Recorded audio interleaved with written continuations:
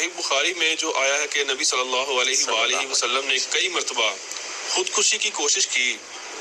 کیا ایسی بات پیغمبر اسلام کے شایان شان صحیح معلوم ہوتی ہے؟ کیا ایسی روایت بیان کرنا صراحتاً گستاخی نہیں ہے؟ واقعتاً یہ یعنی گستاخانہ چیز ہے۔ پیغمبر کے بارے میں یہ امیجن نہیں کیا جا سکتا کہ وہ خودکشی کی کوشش کریں گے۔ رسول اللہ کا احترام بھی کرنا چاہتے ہیں، ساتھ میں بخاری کا بھی احترام کرنا چاہتے ہیں، دو احترام ساتھ نہیں ہو سکتے۔ یہ نہیں ہو سکتا آپ کے صحائح ستہ اور اس کے بعد کہیں کہ توہین رسالت کا قانون بننا چاہیے۔ مرزا جیلمی نے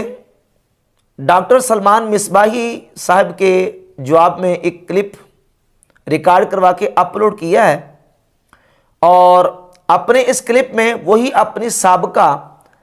روایت اور سابقہ اپنے طریقے کے مطابق مرزا جیلمی نے اہل سنت و جماعت کے اکابر صوفیاء اور بزرگان دین کے اوپر اعتراض کیا ہے، اور اعتراض بھی چھوٹا نہیں، بہت بڑا اعتراض۔ وہ یہ کہ یہ جو آپ کے بزرگ بابے ہیں، انہوں نے اپنی کتابوں میں نبی کریم صلی اللہ علیہ وسلم کی توہین کی ہے، حضور کی گستاخی کی ہے، اور تمہارے ان بزرگ بابوں کی کتابوں میں گستاخانہ اور توہین امیز گستاخانہ واقعات اور گستاخانہ عبارات موجود ہیں، جن میں سیدنا حضرت تیفور ابن عیسیٰ باعث بستامی رحمۃ اللہ علیہ، سیدنا داتا گنج بخش علی جویری رحمۃ اللہ علیہ، اور حضرت سیدنا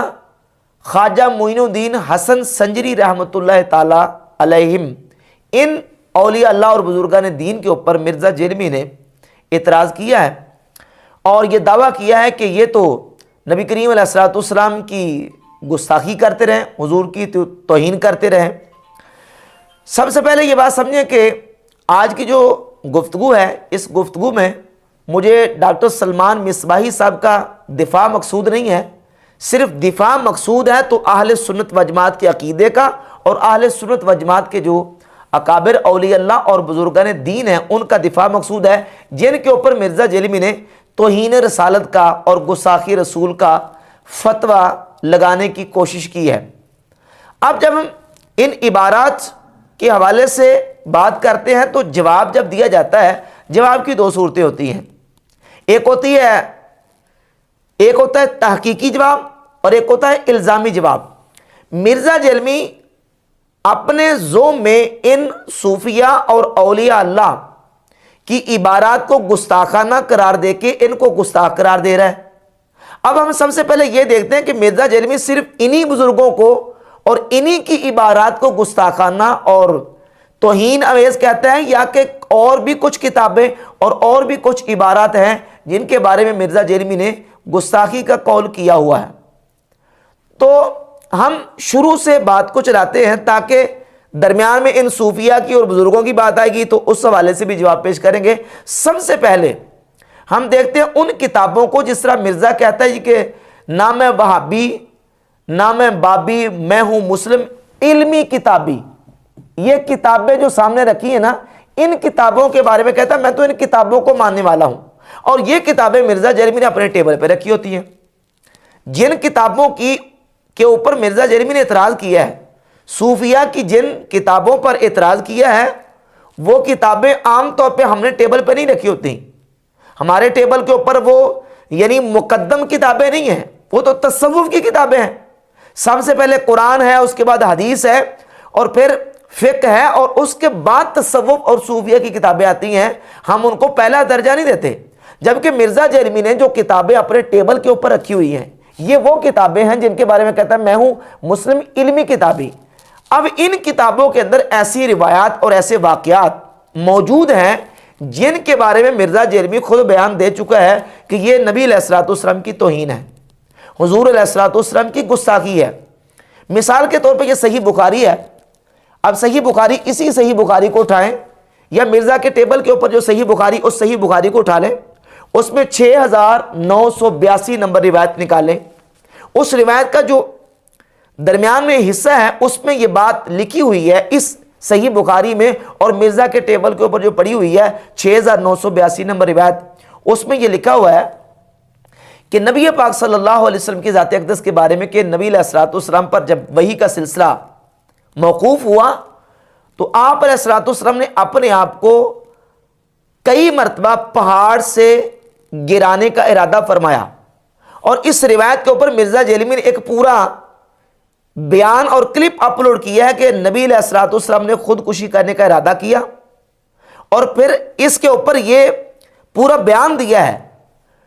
کہ کیا نبی کریم علیہ الصلوۃ والسلام نے خودکشی کرنے کا ارادہ کیا، اور سوال کیا، اور کسی نے اور سوال کے جواب میں مرزا نے یہ کہا کہ یہ جو واقعہ کہ نبی علیہ الصلوۃ والسلام نے اپنے آپ کو بار بار پہاڑ سے گرانے کا ارادہ کیا اور خودکشی کا ارادہ کیا، یہ نبی علیہ الصلوۃ والسلام کی توہین ہے،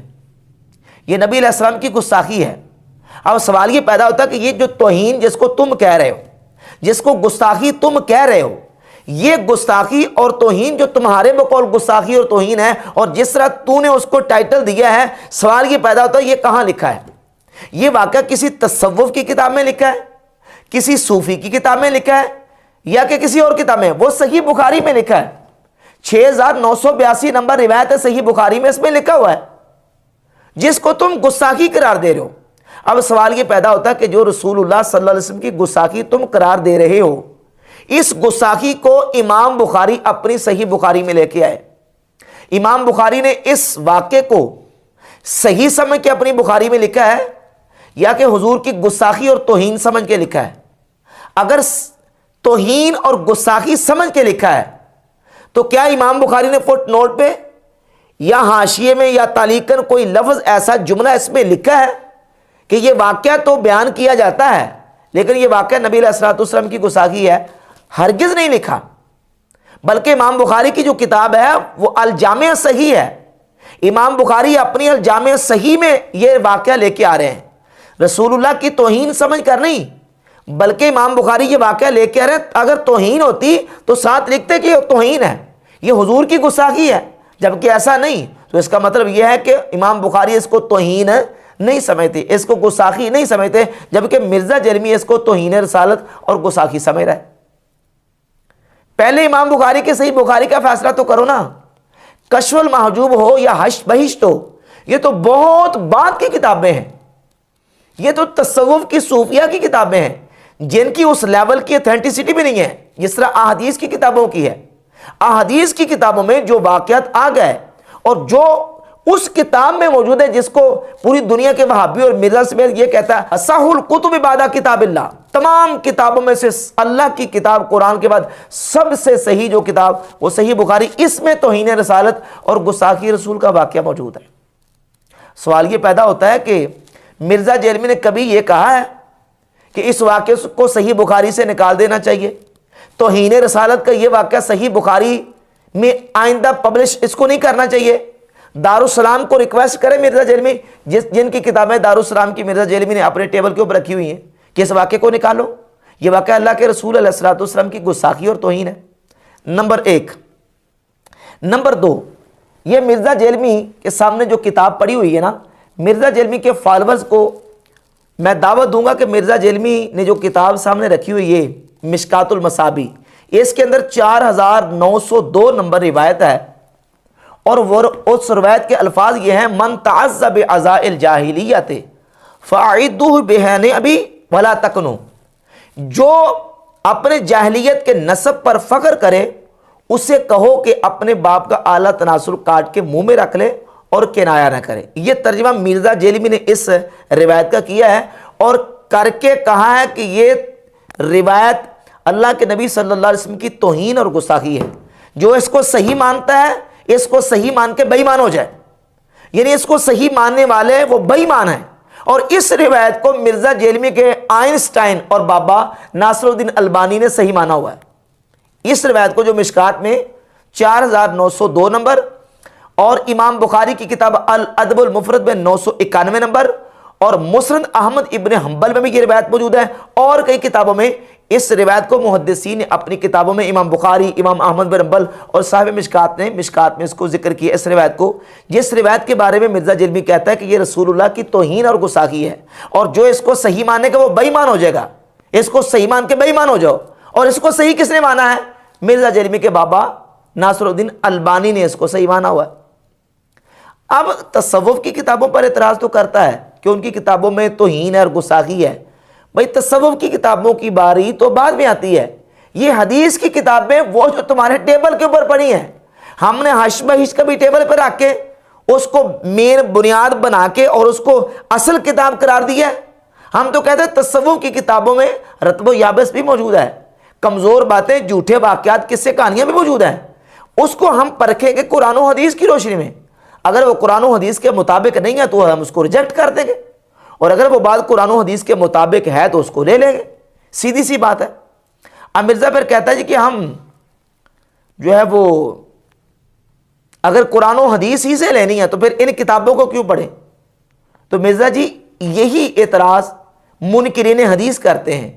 یہی اعتراض روافض کرتے ہیں۔ وہ کہتے ہیں جب ہم نے بات قرآن سے لینی ہے تو ان کتابوں کو ہم کیا کریں؟ یہ کتابیں تو توہین رسالت سے بھری ہوئی ہیں، ان کتابوں میں تو نبی کریم علیہ الصلوۃ والسلام کی گستاخی و توہین کی گئی ہے۔ تو اب یہ الزامی جواب تھا مرزا جیلمی کو، اس نے جو اعتراض کیا ہے صوفیہ کی کتابوں کے اوپر۔ اب آپ اندازہ کر لیں کہ جس انداز سے اس نے ان کتابوں کے اوپر توہین رسالت کا اور گستاخی رسول کا بہتان اور الزام لگایا ہے، اسی طریقے سے مرزا جیلمی نے سیدنا داتا گنج بخش علی جویری رحمۃ اللہ کی کتاب اور صوفیہ کے اوپر لگانے کی کوشش کی ہے۔ مثلا سیدنا داتا صاحب رحمۃ اللہ کی کتاب کشف المحجوب، داتا صاحب رحمۃ اللہ علیہ نے صوفیہ کی جو اصطلاحات ہیں سہو اور سکر، اس کے اوپر گفتگو کرتے ہوئے صوفیہ کے دو گروہوں کا موقف اور ان کے دلائل کو ذکر کیا۔ صوفیہ کا ایک گروہ ہے جو کہتے ہیں کہ سکر افضل ہے اور دوسرے کہتے ہیں کہ سہو افضل ہے۔ جو کہتے ہیں کہ سکر افضل ہے وہ سیدنا تیفور ابن عیسیٰ بایزید بستامی رحمۃ اللہ علیہ کے گروہ والے ہیں، ان کا موقف یہ کہ سکر افضل ہے، اور جنید بغدادی رحمۃ اللہ علیہ وہ فرماتے ہیں کہ سہو افضل ہے۔ اب سکر کیا ہے، سہو کیا ہے، اور ان دونوں گروہوں کے نظریات اور ان دونوں گروہوں کے اپنے موقف کے اوپر دلائل کیا ہیں؟ داتا صاحب نے دونوں گروہوں کے موقف کو اور ان کے دلائل کو اپنی کتاب کشف المحجوب کے سکر و سہو والے چیپٹر میں بیان کر دیا۔ جب بات آئی اپنے موقف کی تو کہا کہ میرا موقف سہو کے افضل ہونے کا ہے، جو سیدنا جنید بغدادی رحمۃ اللہ کا موقف ہے۔ البتہ تیفور ابن عیسیٰ بایزید بستامی رحمۃ اللہ وہ سکر کو افضل کہتے ہیں۔ اچھا پھر ساتھ سکر کی تعریف بھی بیان کر دی، سکر کی وضاحت بھی کرتی کہ سکر کس کو کہتے ہیں۔ کہا کہ سکر کہتے ہیں غلبہ محبت حق تعالی، اللہ رب العزت کی محبت کا غلبہ، اسے سکر کہتے ہیں۔ یہاں یہ بات بھی سمجھیں کہ جب بھی کوئی لفظ کسی جگہ پہ استعمال ہوتا ہے تو اس لفظ کو اسی فن کی اصطلاح میں دیکھا جاتا ہے کہ اس فن کی اصطلاح میں وہ لفظ کن معنوں میں استعمال ہوا ہے۔ یہ نہیں ہے کہ لفظ ایک فن میں استعمال ہوا اور اس کو دوسرے فن کی اصطلاحات میں اس کا ترجمہ تلاش کرتے پھریں۔ داتا صاحب نے لفظ شکر استعمال کیا اور شکر کا لفظ استعمال کر کے پھر اس کا خود معنی بھی بیان کیا کہ یہاں میرا مقصود شکر سے یہ ہے کہ اللہ رب العزت کی محبت کا غلبہ، اور اس کے تحت پھر انہوں نے بایزید بستامی کا موقف اور ان کے دلائل کا ذکر کرتے ہوئے بایزید بستامی کے جو دلائل ہیں ان میں ایک روایت کی طرف صرف اشارہ کیا، پوری روایت نقل نہیں کی، صرف اشارہ داتا صاحب رحمۃ اللہ علیہ نے اپنی کتاب میں کیا ہے ایک روایت کی طرف، اور وہ روایت حدیث کی کتابوں میں محدثین نے اپنی کتب احادیث میں اس کو ذکر کیا ہے۔ مثال کے طور پہ اس میں ایک حوالہ ہے المعجم الکبیر للطبرانی، روایت نمبر 19616، اور المستدرک الصحیحین حدیث نمبر 6910، طبقات الکبریٰ امام محمد بن سعد المتوفیٰ 230 ہجری، ان کی کتاب طبقات الکبریٰ کی جلد نمبر 4 صفحہ 295 پہ، اور امام ابن ابی العاصم المتوفیٰ 287 ہجری اپنی کتاب الاحاد والمسانی میں صفحہ 609 پہ اس روایت کو نقل کرتے ہیں، اور امام ابو جعفر محمد بن جریر الطبری رحمۃ اللہ تعالی علیہ نے اپنی کتاب تفسیر ابن جریر الطبری میں اس واقعے کو نقل کیا، جس کی طرف داتا صاحب رحمۃ اللہ علیہ نے کشف المحجوب میں صرف اشارہ کیا، اور اشارہ کیا کیا کہ نبی پاک صلی اللہ علیہ وسلم کی ذات اقدس کی نظر حضرت سیدہ زینب رضی اللہ تعالی عنہا پر پڑ گئی، اور زینب رضی اللہ تعالی عنہا اپنے شوہر پر حرام ہو گئی۔ اب نبی علیہ الصلوۃ والسلام کی نظر پڑ گئی اور حضرت زینب اپنے شوہر کے لیے حرام ہو گئی. صرف اس ایک جملے یا ایک سطر میں داتا صاحب رحمۃ اللہ علیہ نے باعث بستامی کے موقف کی دلیل جو تھی اس کو ذکر کر کے ان کے موقف کے دلائل کو ذکر کیا. اپنا نہیں، اپنا کہا کہ میرا وہ موقف ہے جو صاحب کے افضل ہونے والا ہے جنید بغدادی کا، میں اس کا پیروکار ہوں، میں اس کا قائل ہوں، اور جو باعث بستامی ہے وہ اس کے قائل ہیں. اب سب سے پہلے یہاں یہ میں نے حوالہ دے دیا کہ ان حدیث کی کتابوں میں جو واقعہ موجود تھا، اور تفسیر کی سب سے معتبر ترین کتاب تفسیر ابن جریر طبری، امام ابو جعفر محمد بن جریر طبری رحمہ اللہ جن کے بارے میں مرزا جلمی کے دوسرے بابا زبیر علی زئی نے اپنے مقالات میں لکھا ہے کہ امام ابو جعفر طبری رحمۃ اللہ یہ اہل سنت کے بہت بڑے امام ہیں. انہوں نے اس واقعے کو نہ صرف لکھا بلکہ اس سے استدلال کیا ہے تفسیر طبری میں، اور یہ کتابوں میں یہ واقعہ موجود تھا. داتا صاحب رحمۃ اللہ علیہ نے صرف اشارہ کیا باعث بستامی کے جو دلائل تھے ان دلائل کے اندر اس واقعے کا، اور اس کو مرزا جیلمی نے بنا دیا گستاخی، اور کہا یہ رسول اللہ صلی اللہ علیہ وسلم کی توہین اور گستاخی ہے. اور پھر داتا صاحب رحمۃ اللہ علیہ کو گستاخ اور توہین رسالت کا ارتکاب کرنے والا ثابت کرنے کی جسارت مرزا جیلمی نے کی ہے. یہاں کچھ چیزیں سمجھیں. ایک تو بات یہ کہ جہاں تک اس واقعے کو گستاخی قرار دینے کا تعلق ہے، یہ بات یاد رہے کہ یہ جب واقعہ پیش آیا اس وقت ابھی حجاب اور پردہ فرض نہیں ہوا تھا،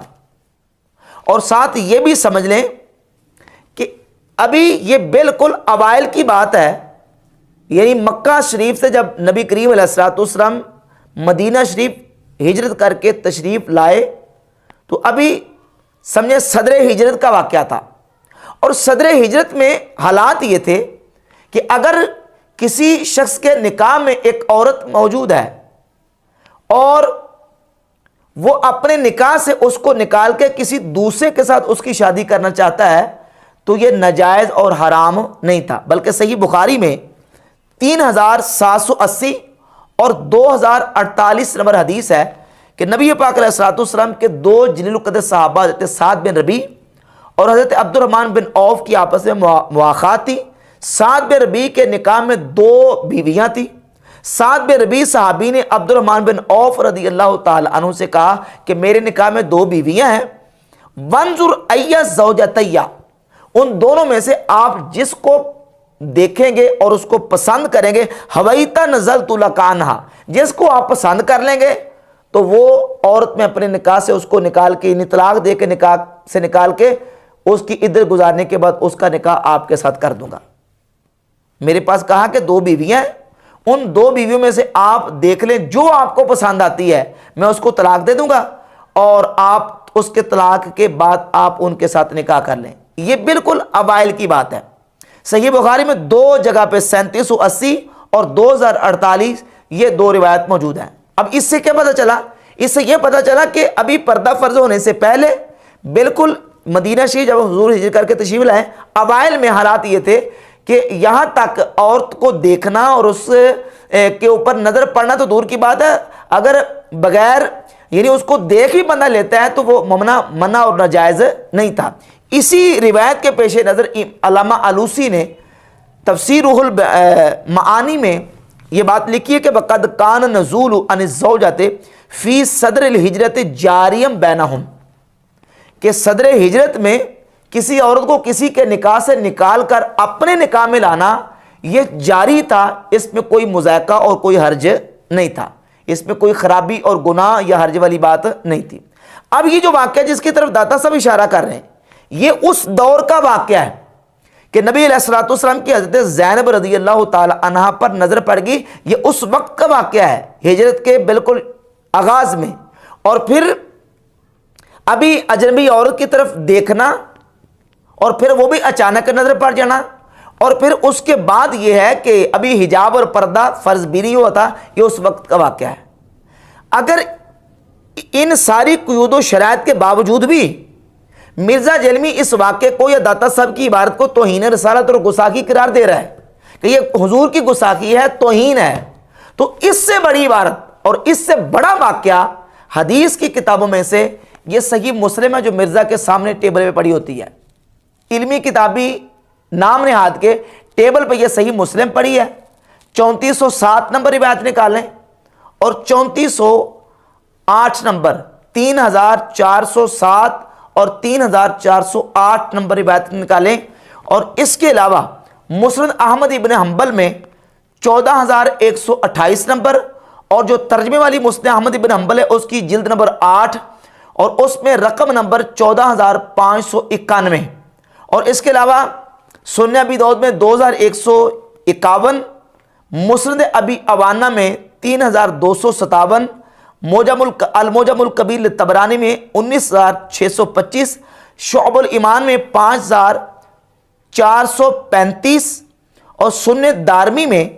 2215 نمبر. یہ تمام کتابوں میں یہ روایت موجود ہے کہ حضرت جابر رضی اللہ تعالیٰ عنہ فرماتے ہیں کہ ایک دن نبی کریم صلی اللہ علیہ وآلہ وسلم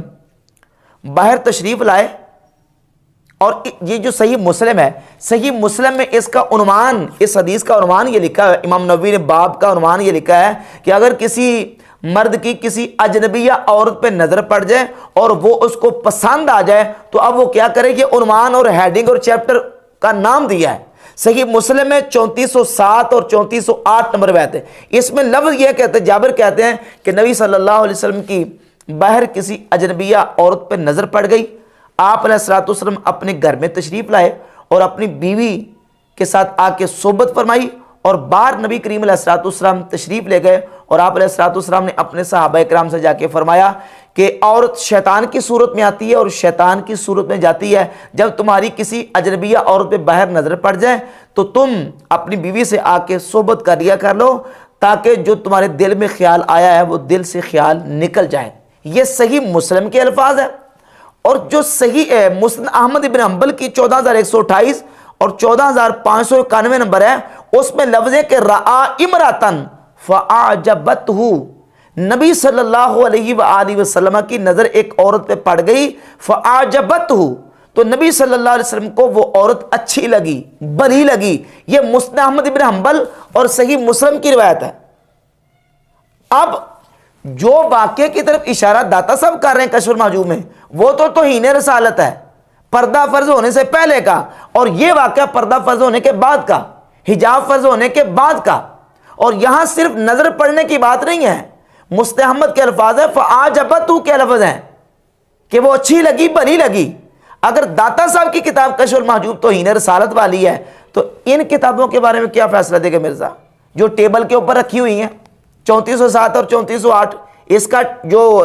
کا جو باب ہے وہ اور روایت کا ترجمہ پڑھ کے دیکھیں ذرا. اور مسند احمد بن حنبل کا حوالہ میں نے پیش کیا ہے اور اس کے علاوہ دیگر کتابوں کے ان کو پڑھ کے دیکھیں.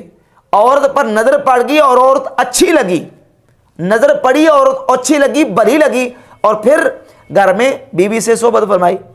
اب مجھے بتائیں کہ اگر اسی طریقے سے گستاخیاں بنانی ہیں، اسی طریقے سے توہین رسالت بنانی ہے تو کیا یہ توہین رسالت سے کتابیں اس انداز سے خالی رہ جائیں گی؟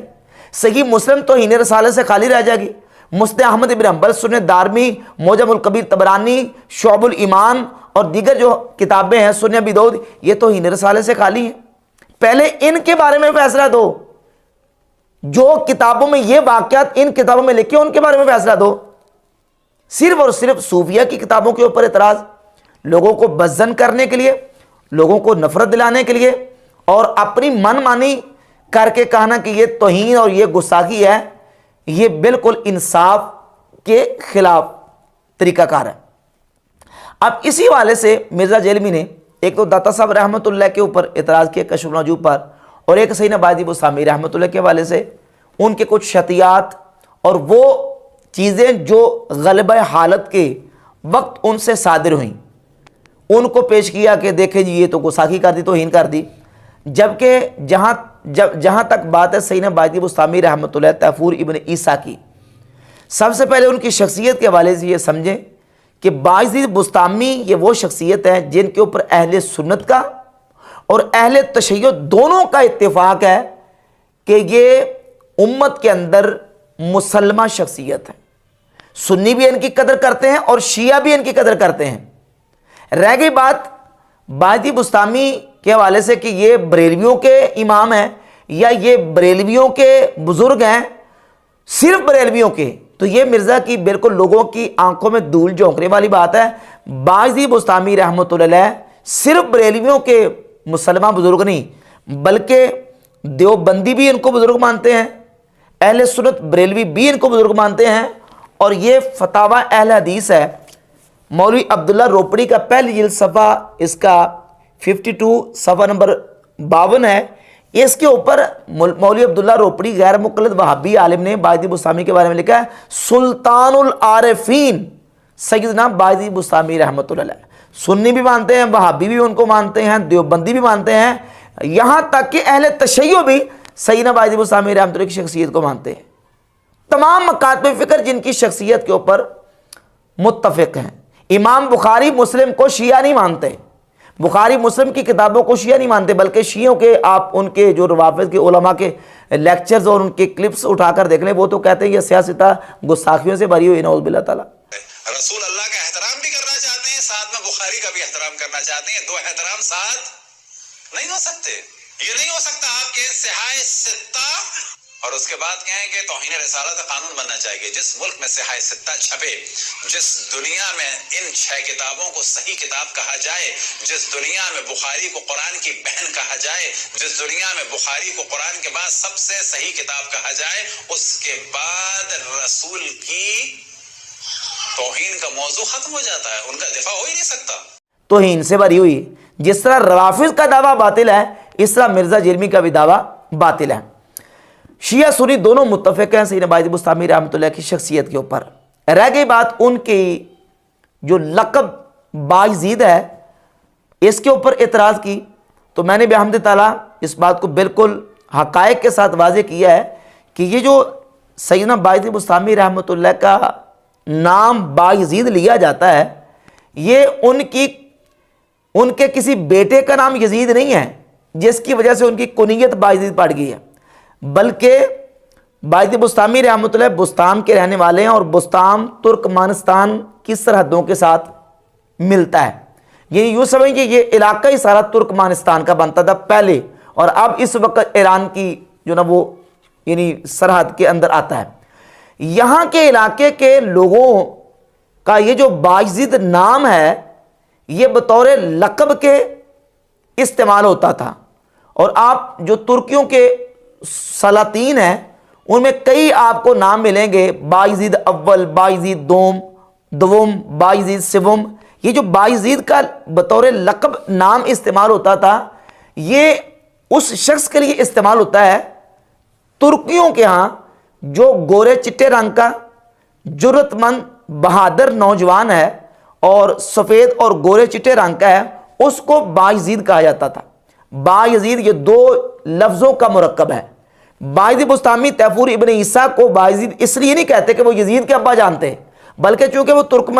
ترکمانستان کے علاقے کے رہنے والے تھے تو یہ لقب کے طور پر وہاں استعمال ہوتا تھا۔ جو گورا چٹا نوجوان بہادر شخص ہے اس کو بایزید کہا جاتا تھا۔ اور سلاطین ترک جو ہیں ان کے بھی کئی ایسے آپ کو سلطان مل جائیں گے ان کے نام، جن کے نام جو ہے وہ اسی طریقے سے بایزید اول، بایزید دوم اور بایزید سوم وغیرہ ان کے نام ملتے ہیں۔ اور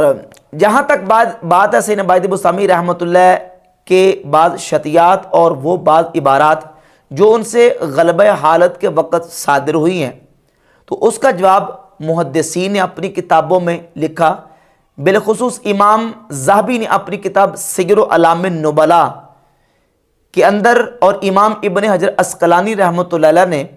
اپنی کتاب لسان المیزان میں، اور دیگر محدثین اور علماء نے، بلکہ ابن تیمیہ تک ابن نے بھی لکھا ہے کہ ابن تیمیہ نے کہ یہ جو صوفیہ کے اور بزرگوں کے غلبہ حالت کے وقت کے جو الفاظ ہیں ان کو جو ہے وہ اسی طریقے سے محمول کرنا چاہیے